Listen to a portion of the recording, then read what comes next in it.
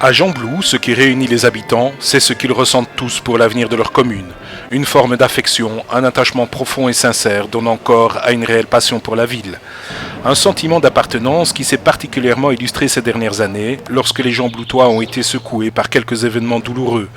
Ainsi, Gembloux a-t-elle connu plusieurs drames, plusieurs accidents de la route qui ont coûté la vie à des adolescents et qui ont poussé les citoyens à créer une association baptisée Parents d'enfants victimes de la route.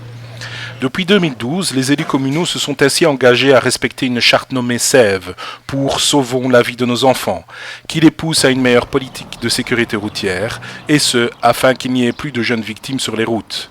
La charte SEV compte 7 objectifs, comme celui d'adapter la politique de la mobilité aux plus jeunes, ou celui d'améliorer l'accueil des victimes. L'idée était d'abord d'élaborer un plan d'action et d'en évaluer la mise en œuvre, mais aussi d'aller plus loin dans la prévention des accidents et définir une hiérarchie d'urgence en analysant les zones accidentogènes. Et ce, afin de réaliser les aménagements nécessaires partout à Gembloux. Ce qui a été fait avec beaucoup d'attention depuis plus de 3 ans maintenant, tant et si bien qu'en 2014, la ville a été la première francophone à obtenir le label SEV, qui reconnaît ainsi les efforts entrepris par les élus communaux en matière de sécurité routière.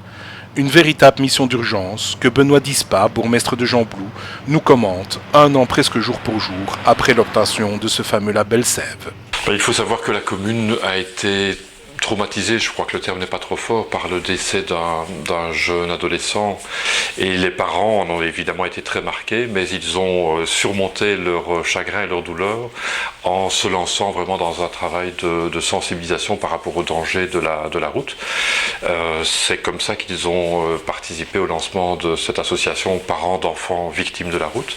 C'est la raison pour laquelle en 2012 nous avons effectivement souscrit aux engagements de la charte proposée, la charte SAFE, qui reprend une série d'engagements un peu généraux en termes de sécurité routière.